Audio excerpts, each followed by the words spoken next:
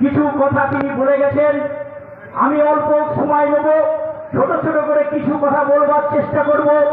ইতিমধ্যে আপনারা দেখেছেন আমাদের শাসক দল ঠিক গতকাল 21শে জুলাইয়ের একটা সমাবেশ করেছে।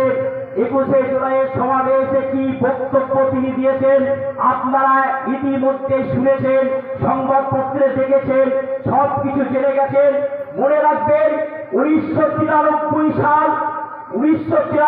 সালের কংগ্রেসের যুব নেত্রী আজকের মুখ্যমন্ত্রী মমতা বন্দ্যোপাধ্যায় সেদিন ওইখানে একখানা সমাবেশ করেছিলেন।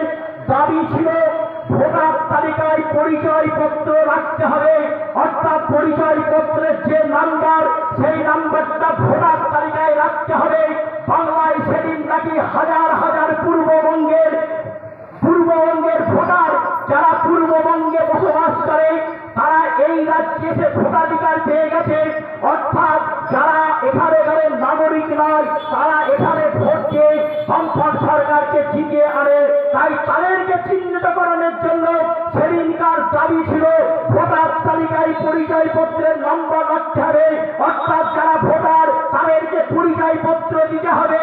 সেই দাবিতে সেদিনকার আন্দোলনে 13 জন যুব কংগ্রেসের কর্মী নিহত হয়েছিলেন। আজকে সেই একই দাবিতে ওই ধর্মতলায় 21শে জুলাই সমাবেশ হচ্ছে, অথচ মুখ্যমন্ত্রীর দাবিটা পুরোপুরি পাল্টে গেছে। আমরা বলছি ভোটার লিস্ট শুদ্ধিকরণ হবে। ভোটার লিস্ট শুদ্ধিকরণ কেন হবে না? যারা ভারতবর্ষের জনগণ, ভারত